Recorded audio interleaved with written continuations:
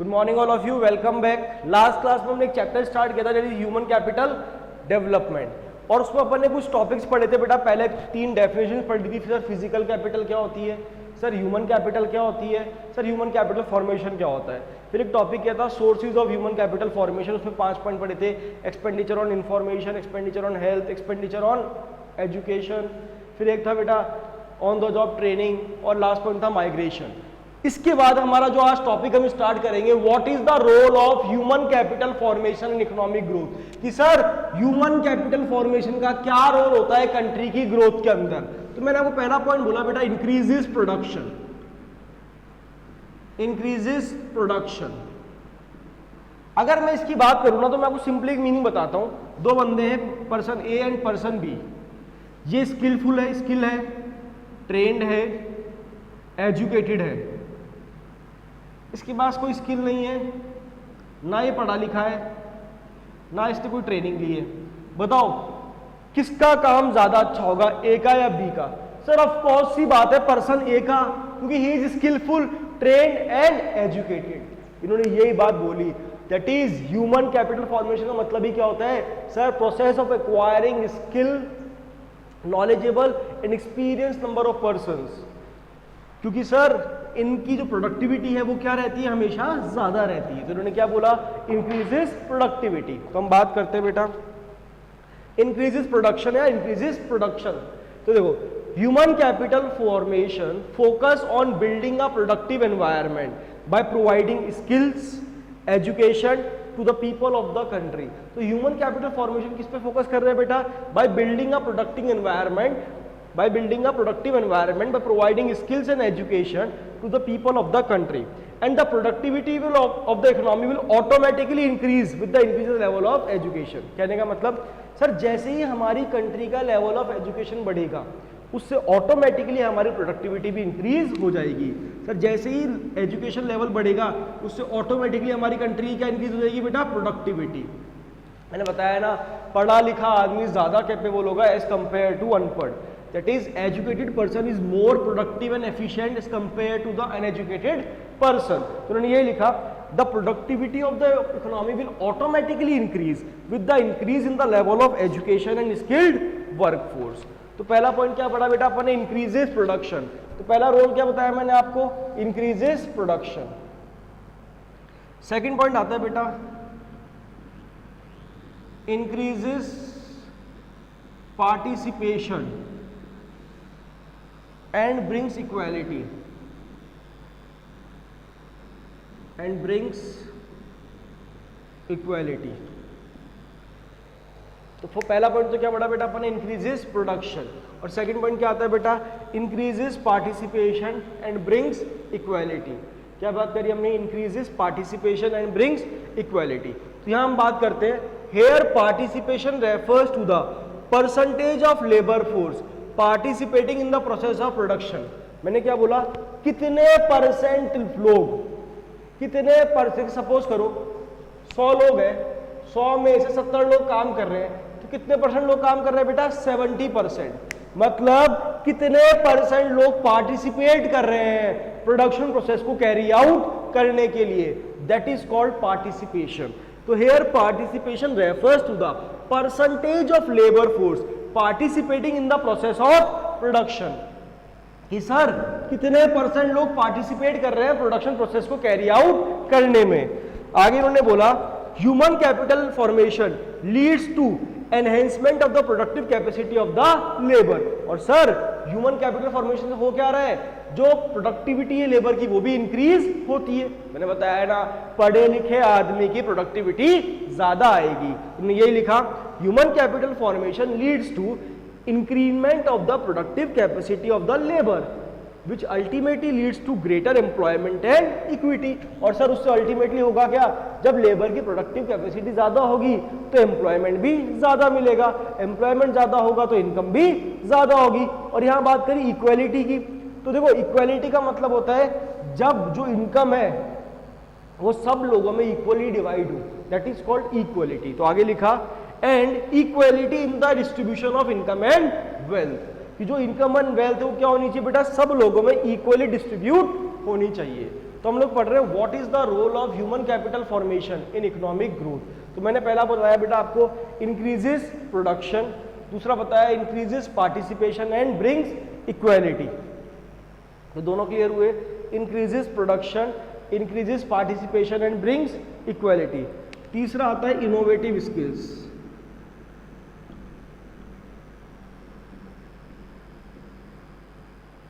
Innovative skills, अब innovative skills का क्या मतलब होता है?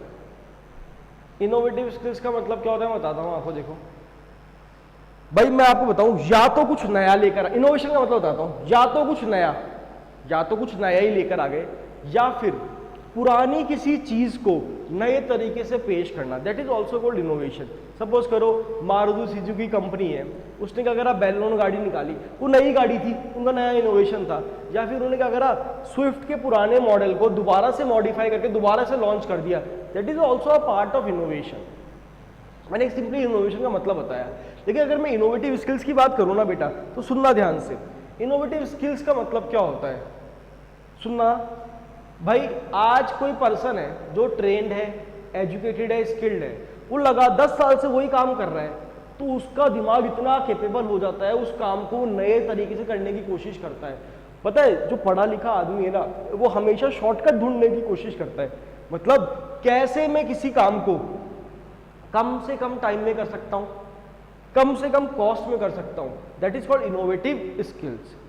With the increase in the number of skilled and trained workers, जैसे ही कंपनी में स्किल्ड और ट्रेन्ड वर्कर्स बढ़ेंगे, the possibility of innovation also increase, उसके साथ साथ ही इनोवेशन की पॉसिबिलिटीज भी इंक्रीज हो जाएगी।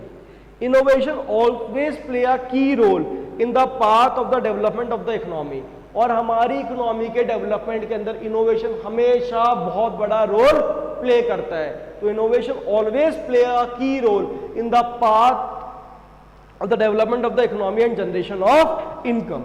सिंपल सा पॉइंट था बेटा इनोवेटिव स्किल्स, बहुत सिंपल पॉइंट्स है। पहला बताया इंक्रीजेस प्रोडक्शन, आफ्टर दैट आया है increases participation and brings equality, third आता है इनोवेटिव स्किल्स, नेक्स्ट आता है बेटा raises life expectancy, raises life expectancy. देखो लाइफ एक्सपेक्टेंसी का मतलब होता है number, average number of year a person is able to live. तो मुझे बताओ अगर एक पर्सन हेल्दी रहेगा तो उसकी लाइफ एक्सपेक्टेंसी कम होगी ज्यादा होगी? सर ज्यादा ही होगी, हेल्थ इज वेल्थ। तो अगर कोई पर्सन हेल्दी रहता है ना तो उसकी लाइफ एक्सपेक्टेंसी भी क्या होती है बेटा, ज्यादा होती है। तो नेक्स्ट पॉइंट आता है रेजेस लाइफ एक्सपेक्टेंसी। और जो ह्यूमन कैपिटल फॉर्मेशन होता है उससे क्या होता है, हमारा जो स्टैंडर्ड ऑफ लिविंग होता है वो इंक्रीज होता है, क्वालिटी ऑफ एजुकेशन होता है वो इंक्रीज होता है। इन्होंने लिखा human capital formation increases the life expectancy of the people. तो मैंने क्या बोला, human capital formation increases the life expectancy of the people. Sir कैसे पढ़ना, better health facility and good food, आपको हेल्थ फैसिलिटी भी अच्छी मिल रही है, आपको खाना भी अच्छा मिल रहा है, तो increases the life span of the people. अच्छी हेल्थ फैसिलिटी, अच्छा food, it will increase the life span of the people and raises the quality of life, and automatically क्या increase करेगा बेटा, quality of life भी वो increase करेगा। तो अपन एक क्वेश्चन पढ़ रहे हैं बेटा, what is the role of human capital formation in economic growth। कितने पॉइंट पढ़े अपन ने अभी तक? 4। क्या क्या पढ़े बेटा? पहला पढ़ा increases production, क्या कर रहा है बेटा, ये प्रोडक्शन को इंक्रीज करता है। दूसरा पढ़ा increases participation and brings equality, क्या इंक्रीज कर रहा है बेटा, increases participation and brings equality. Next अपन ने पढ़ा इनोवेटिव स्किल्स, क्या पढ़ा बेटा अपन ने, इनोवेटिव स्किल्स। और फोर्थ पॉइंट आया raises life expectancy. Next point आता है बेटा improves the quality of life, improves the quality of life. जो मैंने कहा आपसे improves the quality of life. Human capital formation increases the life expectancy of the people. तो मैंने आपको पहले बताया, ये पॉइंट तो कवर कर लिया। नेक्स्ट मैंने क्या बोला, improves the quality of life, और ये पॉइंट रिलेटेड है माइग्रेशन से। आज कोई पर्सन रूरल एरिया से अर्बन एरिया में क्यों माइग्रेट करता है? Sir in search of better job opportunity, in search of good standard of living. तो मैंने यहां लिखा improves the quality of life, people migrate for better earning and quality of life, that is standard of living, and the quality of life depends upon the, और sir ये जो quality of life है ये किस पे depend होती है? तो बेटा ये क्वालिटी ऑफ लाइफ बहुत सारे फैक्टर्स पे डिपेंड होती है। The quality of life depends upon the several factors. तो the quality of life depends upon the level of education, कि आपका एजुकेशन लेवल कैसा है, इस पे भी डिपेंड होती है आपकी quality of life. It depends upon the health care facilities, आपको जो हेल्थ केयर फैसिलिटीज है वो कैसी मिल रही है, इस पर भी आपकी क्वालिटी ऑफ लाइफ डिपेंड होती है। It depends upon the education, health care facilities, better working environment and good quality food. तो ये बहुत सारे फैक्टर्स मैंने आपको बताए जिस पे हमारा क्वालिटी ऑफ लाइफ डिपेंड होता है, जिस पे हमारा स्टैंडर्ड ऑफ लिविंग डिपेंड होता है। That is called improves the quality of life. तो ये बहुत सारे सेवरल फैक्टर्स थे जो अपन ने पढ़े। Role of HCF in economic growth, क्या क्या? Increases production, increases participation and brings equality, innovative skills, raises life expectancy and improves the quality of life. अब एक क्वेश्चन आता है बेटा, what are the various problems, कौन कौन सी प्रॉब्लम्स है जो हम लोग फेस कर रहे हैं किसके अंदर बेटा? इकोनॉमिक ग्रोथ के लिए। क्वेश्चन क्या आता है? Problems facing in human capital formation. कौन कौन सी प्रॉब्लम्स हम लोग फेस कर रहे हैं किसके दौरान? ह्यूमन कैपिटल फॉर्मेशन के लिए। तो मैंने आपको पहले बताया राइजिंग पॉपुलेशन। सबसे बड़ी और सबसे मेजर प्रॉब्लम क्या है? पॉपुलेशन। हमारी कंट्री की जो पॉपुलेशन है वो कैसी है? इंक्रीजिंग, लगातार बढ़ती चली जा रही है, बहुत तेजी से, बहुत स्पीड से क्या हो रही है बेटा? इंक्रीज हो रही है। That is called rising population. Increasing population reduce the per head availability. से समझ नहीं आया, मैंने सुनना ध्यान से। एक बड़ा अच्छा एग्जाम्पल लेते हैं। एक फादर है, मैंने पहले बता दिया होगा, उनकी एक बच्चा है, इसने 1000 रुपये पॉकेट मनी देने का डिसाइड किया। उसको अकेला है तो 1000 रुपये पूरे इसके पास ही आएंगे, 1000 रुपये पूरे इसको मिलेंगे, मानते हो? सपोज करो फादर भी दूसरे पेरेंट है, उनके 4 बच्चे हैं। कितने बच्चे हैं बेटा? 4। A B C D. इनका बजट भी कितना है? 1000 रुपये पॉकेट मनी देने का। कितना बजट है बेटा? 1000 रुपये इनका भी पॉकेट मनी देने का। तो उन्होंने डिसाइड किया अगर देंगे 250 ए को, 250 बी को, 250 सी को और 250 डी को, तो चारों को कितने कितने मिले? 250, 250, 250, 250। आपने एक चीज नोटिस करी कि सर जैसे ही नंबर ऑफ पीपल बढ़ गए, जो रिसोर्सेज थे, पहले जो 1000 पूरे इसको मिल रहे थे, अब वो कैसे मिल रहे हैं बेटा चारों को? 250, 250, 250, 250। कहने का मतलब जैसे कंट्री में पॉपुलेशन बढ़ेगी तो हमारी कंट्री में जो रिसोर्सेज का डिस्ट्रीब्यूशन है, जो पर हेड अवेलेबिलिटी है, वो क्या हो जाएगा बेटा? कम हो जाएगा। पढ़ते हैं। सबसे बड़ी पहली problem rising population. Increasing population reduce the per head availability of existing resources. तो reduce the per head availability of existing resources, क्योंकि सर पॉपुलेशन बढ़ रही है, रिसोर्सेज तो आज भी क्या है? लिमिटेड ही है। तो reduce the per head availability of existing resources and facilities such as hospital, employment, education, water supply. And the reduction in resources reduces the quality of life of the people। और जैसे जैसे resources कम हो जाएंगे तो लोगों का quality of life है वो भी रिड्यूस हो जाएगा। That is called rising population. सबसे बड़ी प्रॉब्लम क्या बताई मैंने आपको? Rising population. नेक्स्ट आती है बेटा ब्रेन ड्रेन। नेक्स्ट कौन सी आती है अपनी? Brain drain. अगर मैं ब्रेन ड्रेन की बात करूं ना, देखो बहुत अच्छा कंसेप्ट है, सुनना ध्यान से, समझने की कोशिश कर रहा। कोई पर्सन है जिसने पूरी एजुकेशन कहाँ पे ली? इंडिया के अंदर ली, पैदा हुआ, पूरी एजुकेशन पढ़ाई करी, पूरा अच्छे से 12th पास किया और भी हायर एजुकेशन ली, पूरी इंडिया में ली, डॉक्टर बन गया, इंजीनियर बन गया, कुछ भी अच्छा बन गया, सीए बन गया। अब हुआ क्या? वो जॉब के लिए गया तो उसको एक इंडिया की कंपनी थी, उसने 10 लाख रुपए का पैकेज ऑफर करा, एक ने 15 लाख का ऑफर करा, बट उसने जॉब ज्वाइन नहीं करी। उसने सोचा यार ये वो सेटिस्फाई था ही नहीं 15 लाख से, 10 लाख से, 20 लाख से पर एनम पूरे साल के। उसने बाहर की कंपनी में ट्राई किया तो बाहर उसको 50 लाख रुपए पर एनम मिल गए, 60 लाख रुपीस पर एनम मिल गए, क्योंकि उसने सोचा यार यहाँ पे इंडिया में मुझे 15 लाख मिल रहे हैं, 20 लाख भी मिल रहे हैं, वो सेटिस्फाइड हो ही नहीं पाया, वो अपनी कैपेबिलिटी के अकॉर्डिंग अर्न कर ही नहीं पाया। तो उसने क्या करा, इंडिया छोड़कर बाहर की कंट्री में वो जॉब ज्वाइन कर ली। That is called brain drain. मतलब कोई पर्सन पूरी एजुकेशन कहाँ लेता है, कंट्री के अंदर, जब कंट्री को सर्व करने की बारी आ रही है तो कंट्री को छोड़कर कहाँ चला गया, इंडिया के बाहर। जब कंट्री को कुछ देने का टाइम आया तो कंट्री को छोड़ के कहाँ चला गया, ब्रेन ड्रेन। और सही भी है, क्यों, in order to search better facilities. पढ़ते देखो कंसेप्ट ब्रेन ड्रेन। और ये इंडिया में सबसे बड़ी प्रॉब्लम है, that is problem facing in human capital formation, brain drain. Skilled and technically efficient people, मतलब स्किलफुल और जो टेक्निकली एफिशिएंट है, migrate from India to foreign countries. वो लोग क्या कर रहे हैं, माइग्रेट कर रहे हैं, कहाँ से, from India to foreign countries in search of better salaries and standard of life. किस लिए sir, in search of better salaries and good standard of life.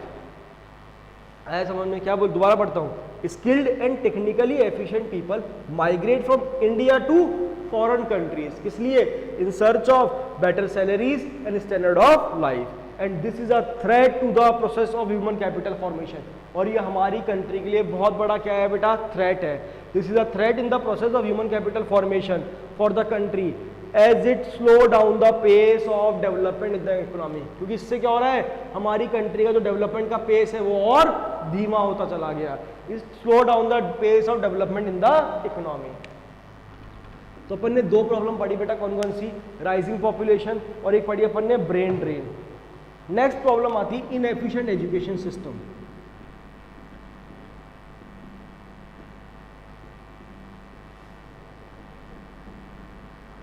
देखो मैं सिंपल से बताता हूँ, बहुत सिंपल सा मीनिंग है। आज हमारे सोसाइटी के अंदर, हमारी कंट्री के अंदर सब चीज़ें चेंज हो रही है with the change in the environment.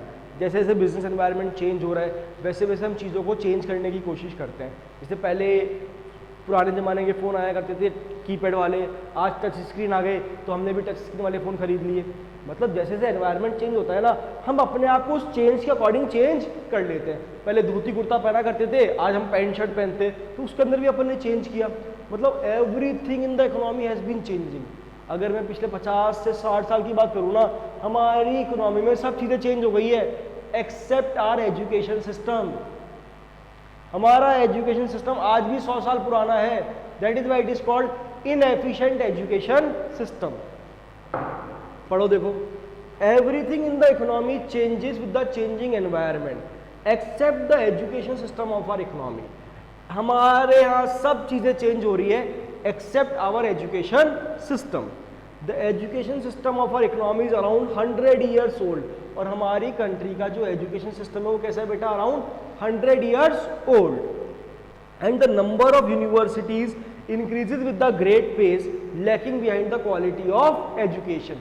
हमारे यहाँ no doubt number of schools बढ़ गए, नंबर ऑफ कॉलेजेस बढ़ गए, नंबर ऑफ इंस्टीट्यूट्स बढ़ गए, नंबर ऑफ इंस्टीट्यूशंस बढ़ गए, लेकिन हमारे यहाँ आज भी क्वालिटी ऑफ एजुकेशन पे इम्प्रूवमेंट नहीं हुआ।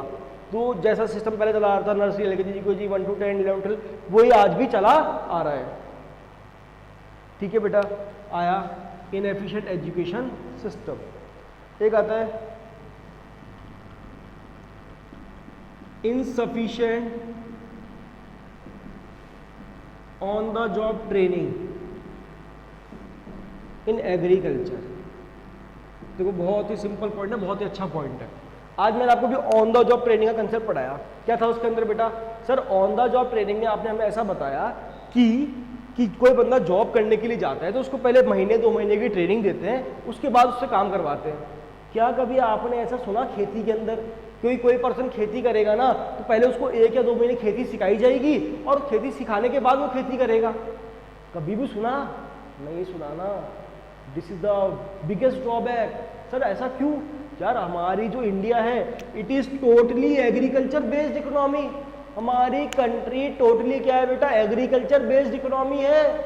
और सोच के देखो, और किसी को भी एग्रीकल्चर खेती करने की ट्रेनिंग नहीं दी जाती तो लोग सीखेंगे नहीं तो आगे खेती करेगा कौन फिर? that is insufficient on the job training in agriculture. India is an agriculture based economy and yet agriculture does not receive much attention in the area of professional skills. आज India no doubt agriculture based economy है, उसके बावजूद भी India के अंदर इस sector में कोई ध्यान दिया नहीं जाता. And the concept of on the job training rarely applied in this sector. और जो कंसेप्ट था ऑन द जॉब ट्रेनिंग का वो बहुत ही रेयरली सेक्टर में अप्लाई होता है, which ultimately result in the traditional method of farming. अब फार्मर को सिखाया ही नहीं गया, बताया ही नहीं गया, तो फार्मर क्या करेगा, जो पुराना मेथड था फार्मिंग का वही करता चला जाएगा और उससे होगा क्या, प्रोडक्टिविटी भी कम होगी. तो which ultimately result in the traditional method of farming and low level of productivity. That is called insufficient on the job training in agriculture.